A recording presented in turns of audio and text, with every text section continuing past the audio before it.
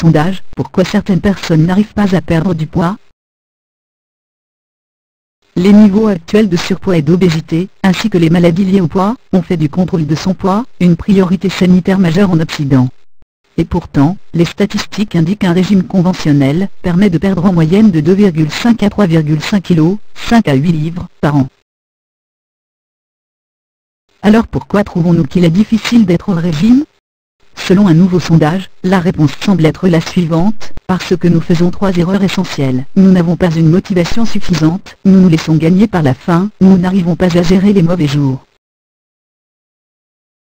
Le sondage sur la perte de poids mené par Anne Collin a demandé aux personnes au régime de choisir les 3 principaux problèmes auxquels elles étaient confrontées au cours de leur régime. Les problèmes les plus couramment évoqués sont: une mauvaise motivation pour perdre du poids, 76%. La faim, 72%. Et les mauvais jours, 70%. Bien que ces résultats n'aient rien de surprenant pour la plupart des personnes au régime, ils mettent en lumière l'importance de la motivation dans le processus de perte de poids. Nous allons examiner comment ces problèmes surviennent, et les mesures à prendre pour les surmonter.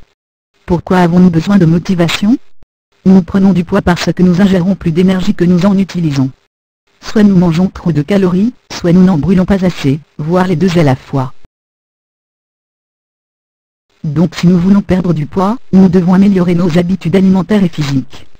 Ce n'est pas si facile car, il faut bien l'avouer, on ne se débarrasse pas si facilement des vieilles habitudes, surtout si cela implique de supprimer nos friandises préférées. Nous avons besoin d'une puissante motivation pour nous aider à changer. En particulier, nous devons répondre à cette question: qu'est-ce que je gagnerai exactement en perdant du poids? Quand on leur pose cette question, certaines personnes au régime n'ont aucune réponse. Et ceux qui en ont une rétorquent généralement: je me sentirai mieux ou ma santé sera meilleure. D'autres expliquent qu'ils tentent de perdre du poids pour faire plaisir à leur médecin, ou à leur partenaire, ou simplement parce qu'ils sont en surpoids. Malheureusement, aucune de ces raisons n'est assez forte pour nous aider à réussir. Quand la tentation nous assaille, nous sommes incapables de résister. Quel est le meilleur genre de motivation? Notre motivation pour perdre du poids doit être fondée sur un besoin personnel et précis.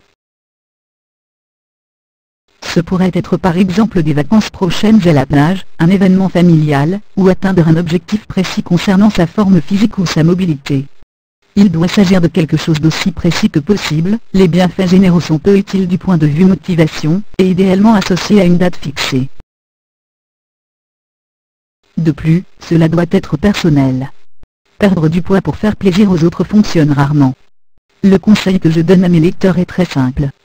N'essayez même pas de perdre du poids, si vous n'avez pas une motivation certaine. Car, peu importe la qualité de votre régime, peu importe l'intérêt de votre programme d'entraînement sportif, si vous n'avez pas une raison puissante de changer vos habitudes, vous n'y arriverez pas. La faim tue les régimes. La plupart des personnes au régime restent convaincues que les calories sont leur ennemi. Par conséquent, moins elles mangent, plus vite elles perdent du poids. Ce n'est pas toujours vrai. En réalité, moins nous mangeons, plus nous avons faim, et plus il est facile de succomber à la tentation. Le corps humain est conçu pour manger quand il a faim, et aucun effort de votre volonté ne pourra lutter contre ce besoin fondamental. C'est pourquoi les régimes hypocaloriques provoquent si souvent des crises de boulimie. Comment éviter la faim? Rien de bien sorcier. Pour éviter la faim, il faut simplement manger régulièrement au cours de la journée, et consommer au moins 1000 à 1200 calories par jour. Cela évite la faim, réduisant donc le désir de trop manger, tout en aidant à brûler des calories rapidement et régulièrement. Il vaut mieux manger trop que pas assez. Nous connaissons tous des jours, même au régime, où nous avons vraiment très faim.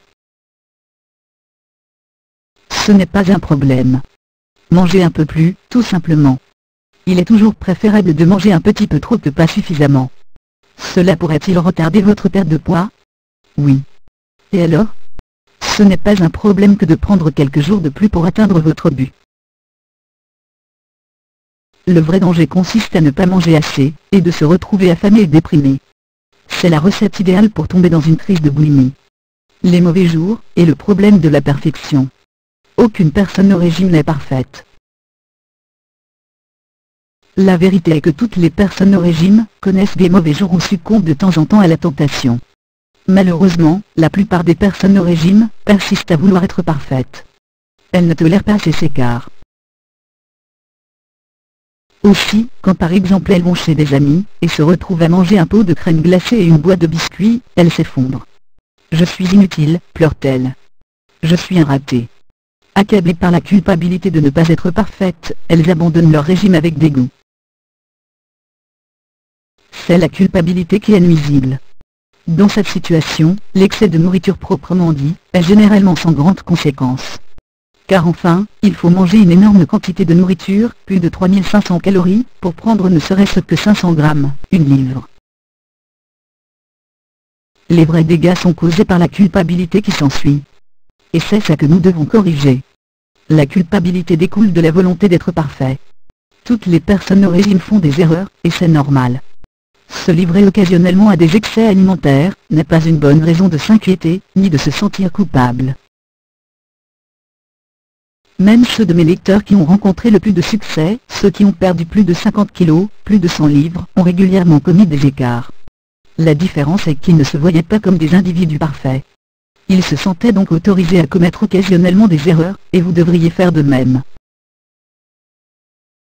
Une fois que vous aurez accepté cela, vous trouverez bien plus facile de perdre du poids. Nous avons besoin de soutien pour mettre en place ces changements. Pour surmonter les 3 problèmes décrits ci-dessus, une première étape essentielle est de trouver un soutien adéquat.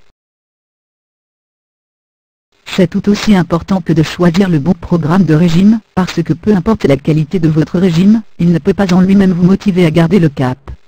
Seuls les gens le peuvent. Faire un régime est 10 fois plus facile quand on reçoit des encouragements de son entourage. Alors, quand vous choisissez un programme de régime en ligne, choisissez-en un avec un forum actif.